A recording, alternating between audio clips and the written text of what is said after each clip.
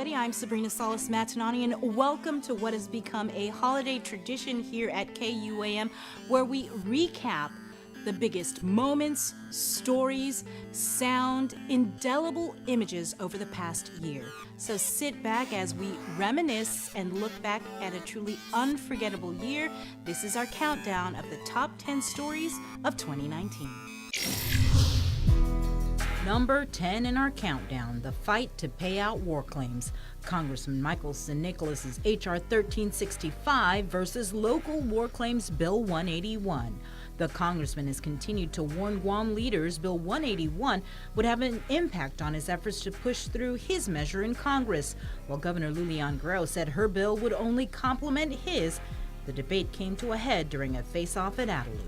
Any comments or feedback in my wanting to continue our relationship in working for the war reparations and making sure that, your bill is passed and our bill here is also passed? Well, so you're still wanting to move forward Bill 181? Absolutely. Yeah, then that's a problem, Governor. And I made it very clear that 181 is going to create consternation inside the House and the Senate if we're trying to move a local measure that is going to be sending mixed signals with 1365. In December session, the 35th Guam legislature passed a substitute version, Bill 181. The new version was brought to the floor and moved quickly to the voting file without any debate or discussion. 3 senators voted against its passage, Senators Luis Muña, James Moylan, and Mary Torres. Bill 181 appears to come with all promise and no contingency. It should be our duty to deliberate and to ask questions.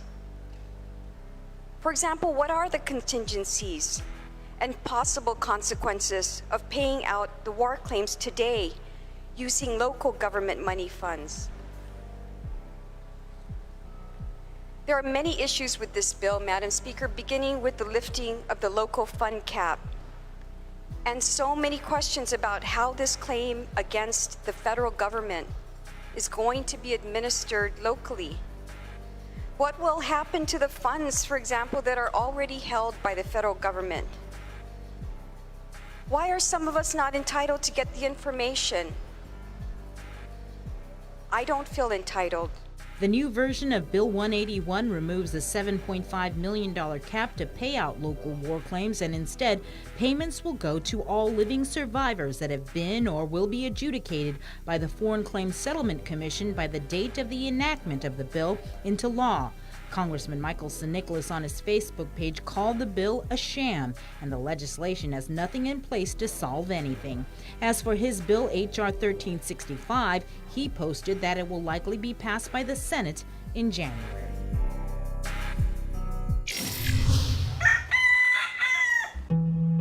Concerns about the federal ban on cockfighting began in January. And I truly believe raising game fowl is a family event, also it's cultural. As many of our families, we grow together in raising fowls.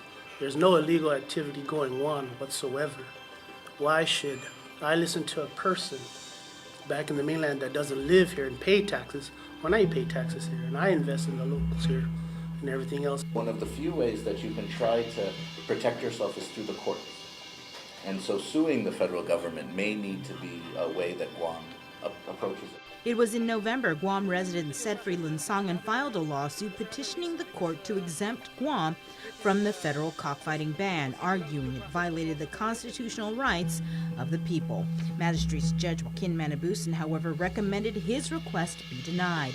The federal ban went into effect on December 20th, and although Governor Lulian Guerrero recommended cockfighters to follow the law, the fact remains local law passed by senators this year says local enforcement of the federal cockfighting ban will be the lowest priority for the local government. We are faced with drug situations here. We're faced with protecting our community, keeping them safe in their homes, and it becomes a low priority because really it doesn't do much harm to the community by having the cockfighting. But if we were if we are faced with, hey, come over here, there's a domestic violence situation, versus, hey, somebody's having cockfighting here, I mean, where would you go with the limited resources that we have? The stateside-based Animal Wellness Action Group is offering rewards for tips that lead to federal convictions.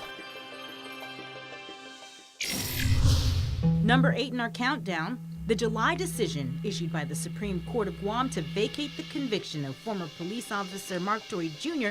for the 2015 shooting death of fellow police officer Albert Piolo. I still lost my friend. And unfortunately, I think that's the narrative that got lost along the way. Please not forget that Bert was my friend, although we may not have spent many times together, the brotherhood that comes with police work, but on top of that, the specialized friendship in being a member of the SWAT community, because it's so small. Please remember that we're friends, and I hope one day we can embrace each other. The Supreme Court ruled that when responding officers questioned Tory about the shooting, he was technically under custody, which means he should have been read his Miranda rights against self-incrimination.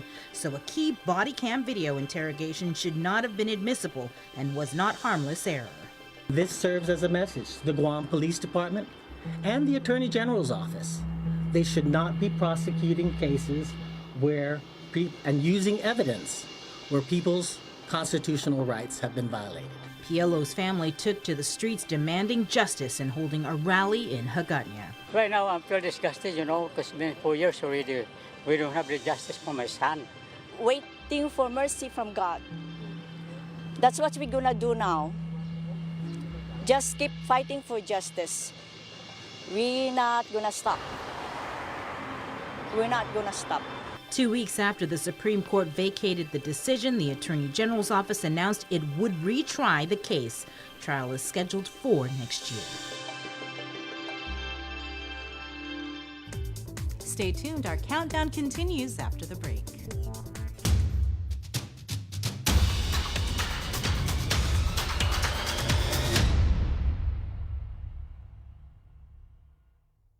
Green Energy Solutions, Inc. would like to congratulate GU Self-Storage along with Calvo Enterprises in doing their part by going green with a monthly power reduction by over 80%. Power consumption before installation was 39,700 kilowatt hours. After installation ended in 6,221 kilowatt hours, which resulted in savings over $10,000 a month. GESI also offers LED lights, solar thermal VRF air conditioning, and solar photovoltaics. Visit our website and let us help you save. Off day, my name is Jonathan Jose, and I am the co-owner of Opaque. Opaque is a local clothing streetwear brand inspired by our culture and our lifestyle. Our main mission is to be who we are, and it's more of like, this is our culture, take it or leave it, because this is who we are. We're not going to try to pretend to be anyone else. The Hafu Pledge is like the essence of Guam culture. The people of Guam are just naturally hospitable. So it's just more of like a reminder, reinforcement, to the youth of Guam. It's like, this is who we are. Don't forget your roots. We're a giving people and a welcoming people. Having that local pride is, definitely a Guam thing. I mean, in a world of 7 billion, we're pretty unique. To share that with the world is even more special. To be able to share your experiences and share your pride, with the rest of the world.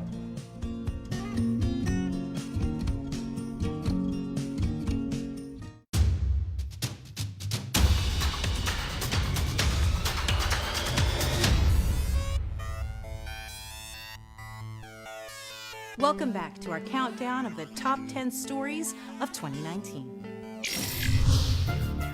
It's been a tumultuous year for the Department of Corrections, from intense oversight hearings into multiple issues plaguing DOC, such as a critical shortage in manpower and erroneous releases.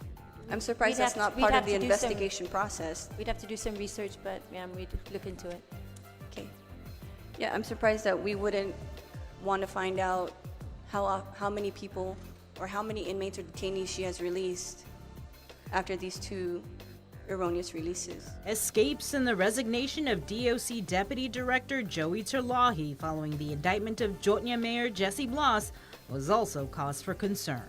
The reason why this is such a big deal for me is because there's a case ongoing, right, involving the mayor, and it was mentioned in the trial, in the comments, that the mayor wanted $15,000 to release inmates from DOC, like he had connection to DOC officers. And so this is the big elephant in the room. Like, we need to find out exactly what's going on in the chain and find out how to fix these things and hold those accountable. Allegations of a Department of Connections to an anonymous letter read into the record during yet another oversight hearing. Every decision Director Brennan has made thus far has been contrary to good leadership, contrary to security and safety, contrary to good morale, contrary to employee unity, and most importantly, contrary to logic. Director Brennan, do you have anything to say in response to this letter? No, ma'am.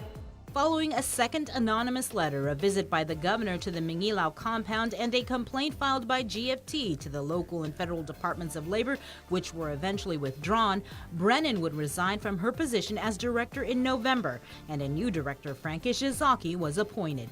Additionally, the warden, Alan Borja, was temporarily detailed to the Department of Parks and Recreation, pending completion of an investigation into his role into the escapes of 2 inmates from the prison's halfway house.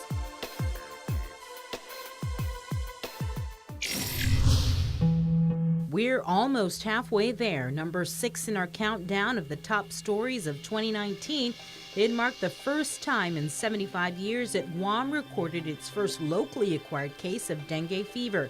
In September, the Department of Public Health went into full attack mode, activating their arboviral disease response plan. It includes our whole team of public health individuals, such as our epidemiologists and our specialists, and also the environmental health laboratory, to join and do all the forces for vector control. And we really want to eradicate it, and we want to fumigate these areas that are highly at risk for the mosquito transmission. Public health hit the streets to spread awareness. The numbers of confirmed locally acquired cases continued to climb. Multiple public schools and villages were sprayed as cases popped up. Guam Homeland Security spokesperson Jenna Gamindi Bloss. Residents definitely should be concerned as far as being able to take care of themselves in their homes. So the Department of Public Health has issued a lot of information about ways that you can mitigate this spread of mosquitoes. Additionally, in an effort to mitigate the spread of dengue, the government stepped in, cleaning debris in areas where dengue fever was detected. However, this then led to several island residents reaching out to their respective mayors to clean their backyard. The side effect of that is that other residents in other villages are saying, well, if the government can do it for them, they can do it for us. The bottom line is everybody now, Joe Public says, they feel, because this was done in Swamp Road and because of dengue, that it's the government's responsibility. We need to end that mentality. It's not the government's responsibility to clean their private properties. Prior to the closure of the Department of Public Health's Mangilao headquarters, the last count of confirmed locally acquired dengue fever cases was 13, while imported cases were at 7.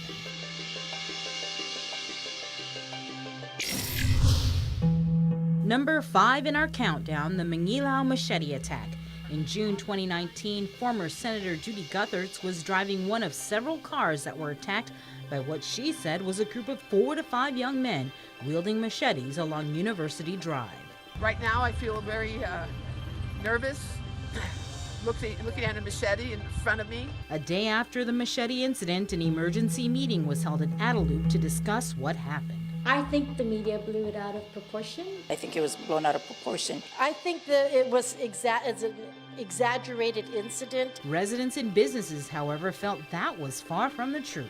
Governor, with her thoughts on her report from the police. Now her saying that you guys blew it out of proportion. Why don't you get her information from the people that were victimized. And the governor did, holding town hall meetings on public safety in several villages, beginning in Manilao, where the Machete Attack occurred. What is happening to this village recently is simply unacceptable. I could tell you story after story because it's happened so many times since 2006. It's 2019. That's 13 years of reckless abandonment up there at the university area. Please be assured that the FSM government and its people are not sitting idle and they're not turning deaf ears to what's happening on Guam. We're very, very concerned and we're very saddened that these things are happening. However, I personally implore on the general public that this is not the FSM. These behaviors that we're seeing, this misbehaving attitude of young people, this is not the FSM people. Those of you that know the islands know that we don't normally do this in the islands, not in Yap, not in Pohnpei, not in Chuuk, not in Coast Rai. These are actions, independent actions of a few young men that has gone to this extreme where people are very fearful for their lives and their safety in the communities. 2 brothers were arrested for the Machete Attack, Emmanuel Resalop and Jordan Ratchalop. After a trial, they were found guilty. The Manilao Machete Attack was just one of many violent crimes that took place on Guam in 2019. There was the incident that involved the kidnap and rape of a 10-year-old girl in Tamuning as she was walking to her bus stop. Paul Mofness Jr. was arrested, and as it turns out, he was also convicted of almost the same crime years previously. Additionally, he was on early parole. There was also the incident with a 14-year-old girl who was walking in Dededo, where she was raped, and an elderly woman who was beaten and robbed also in Dededo.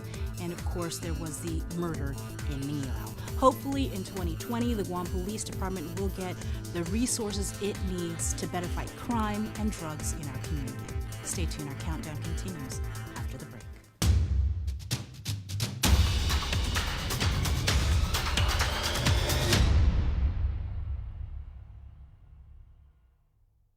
Attention Guam business owners. Green Energy Solutions would like to help you save on your power bill. We supply various LED lighting, energy efficient air conditioners, solar thermal VRF systems, and solar panels. You can count on our product warranty and quick turnaround and immediate response service. GESI has saved other local businesses over 80% off their power. Call us to see how much we can save your business. Call us today at 647-8111 or visit gesiguam.com for more information.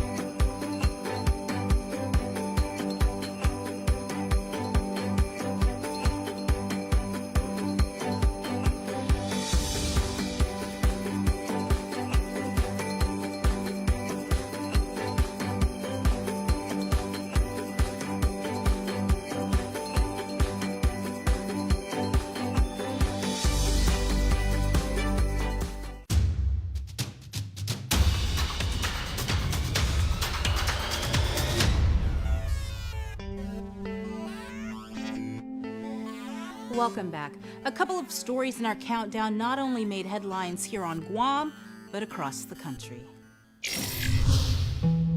At number 4 in our countdown, Congressman Michaelson Nicholas becomes the focus of an investigation by the Guam Election Commission and the House Ethics Committee. It was in September San Nicholas's former chief of staff when he was a senator and campaign chairman of his 2018 campaign for Congress, John Paul Manuel, came forward making allegations such as the use of campaign funds for personal expenses and receiving contributions above the allowed amount. According to Michaelson Nicholas, also allegedly used campaign funds to reimburse himself to pay for off-island trips and hotel rooms here on Guam and in the Philippines to spend time with his longtime mistress. That mistress is now allegedly employed by the congressman, which, if true, would be a violation of House ethics rules. Responding to the allegations, Nicholas posted on Facebook, quote, "These allegations are stemming from a number of various local government officials who are currently under an active FBI investigation that was initiated in January. Nicholas, in another FB post, alleged Democratic Party leaders orchestrated the allegations against him, calling it dirty local politics. A little over 1 month after Manuel filed a complaint with the GEC, Congressman Michaelson Nicholas made national headlines as the House Ethics Committee announced he was under investigation. Quote, "The committee is aware of public allegations that Delegate Michaelson Nicholas may have engaged in a sexual relationship with an individual on his staff, converted campaign funds to personal use, and accepted improper or excessive campaign donations." And like he's done throughout his term, Congressman Nicholas has continuously refused to respond to our inquiries. Can you respond to the allegations that JP Manuel has raised against you? Congressman? Can we get a comment on the allegations that JP Manuel has raised against you?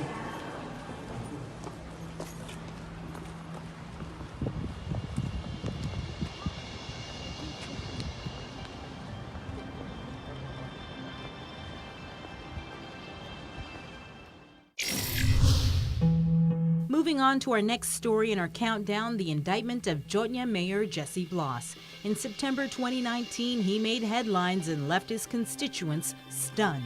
I'm in shock. I don't believe what's going on right now. He was doing so good with our village and the people. I don't believe that happened to him. Floss was indicted by a federal grand jury accused of extortion and accepting bribes from a confidential informant to smuggle in meth through U.S. Postal Service cluster boxes in his village.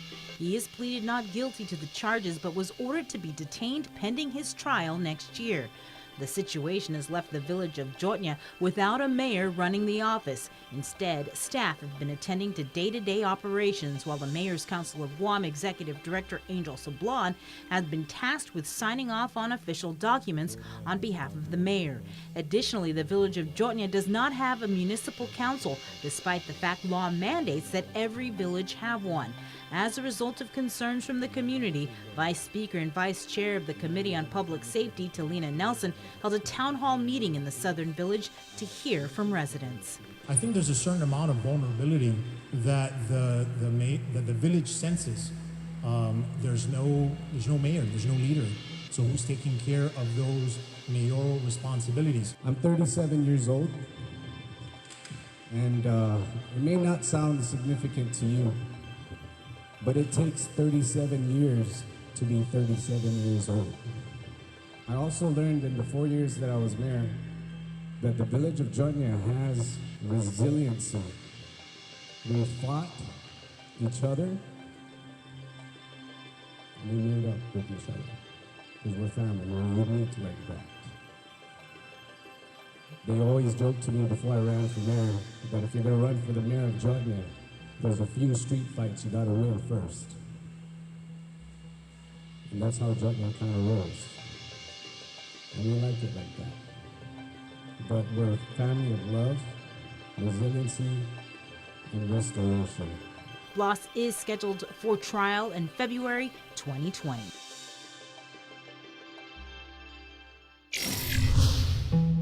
Number 2 in our countdown of the top 10 stories of 2019, the signing of the Guam Cannabis Industry Act of 2019 into law. I have decided to sign the Bill 32 into law. The law was authored by freshman Senator Clint Rogel. I know it's a difficult decision to make, and I know there was a lot of discussion in the community about it. But ultimately, I think this is the best decision for the island. Town hall meetings were held as residents debated the pros and cons legalizing adult recreational use of cannabis. I believe there's nothing wrong with the marijuana.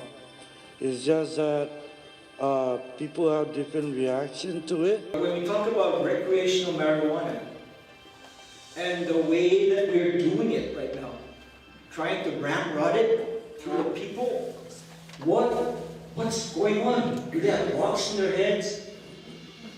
No, I'm serious. I mean, what is really going on? Can we trust these people? No. In making her decision, the governor said she weighed all sides of what's been a deeply divided issue. She took into account all the many arguments and evidence and the experiences of states that passed cannabis laws. The biggest thing that swayed me is how, as a governor, leader in this community, should I decide to make sure that I am comfortable and confident that we are protecting the community and we're providing a safer environment. That was the bottom line. Stay tuned, our #1 story of the year is next.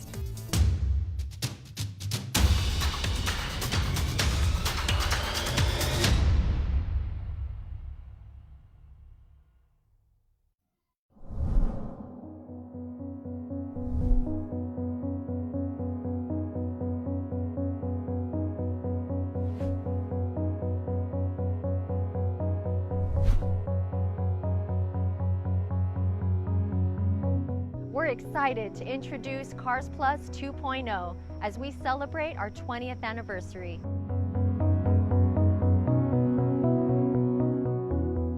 Every moment has led us to push the standards of the automotive experience, from our state-of-the-art facility to world-class products. And now, we're proud to launch Guam's first and only lifetime warranty. Head on down to Cars Plus and ask about our lifetime warranty.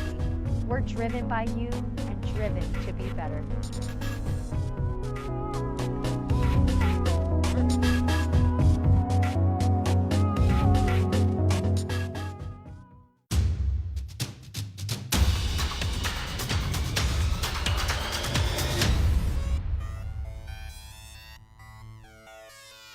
Welcome back. Before we get to our #1 story of the year, first let's recap. At number 10 was the battle over war claims. Governor Lulian Guerrero and the legislature's Bill 181 versus Congressman Michaelson Nicholas's H.R. 1365. At number 9, the federal ban on cockfighting. At number 8, the Supreme Court of Guam overturning the conviction of Marc Torrey Jr. At number 7, the Department of Corrections and the problems that plagued the agency. The next story in our countdown was the dengue fever, locally imported cases on Guam. Number 5, the Manila Machete Attack. At number 4 is the ethics investigation into Congressman Michaelson Nicholas by the House Ethics Committee. At number 3, the indictment of Jotnia Mayor Jessie Floss. And of course, number 2 in our countdown was the Guam Cannabis Industry Act signed into law. And here now is our #1 story of 2019.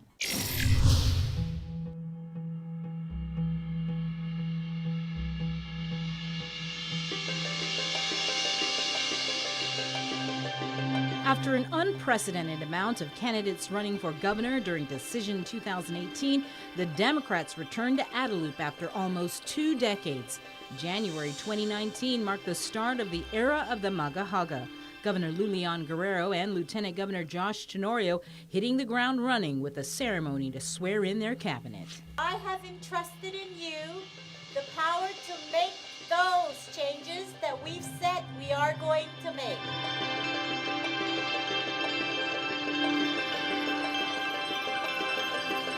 The new Leon Guerrero Tenorio administration making many promises to better the island and making public safety a priority. There's, of course, a sideline there with drug abuse issues.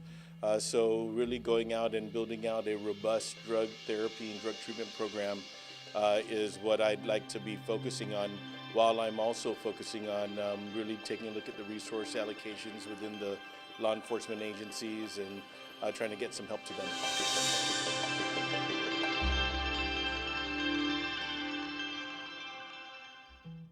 Aside from seeing Guam's first female governor, all 3 branches of government headed by women. Making history with a majority of women in the legislature, a female governor, a female chief justice, a female federal judge, a female president of the Mayor's Council of Guam, That in itself speaks volumes, but for me, that is not enough. History is being made every day. Let us work together, continue to make history, take our island to heights that she has never reached before. And that's our countdown of the top stories of 2019. Thank you so much for watching. And from all of us at KUAM, Happy New Year.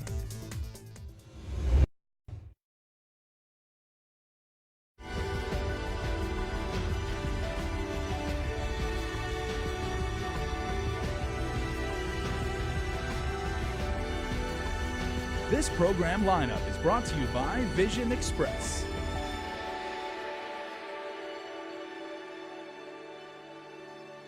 KUAM TV 8, your home for the Tokyo 2020 Olympic Games.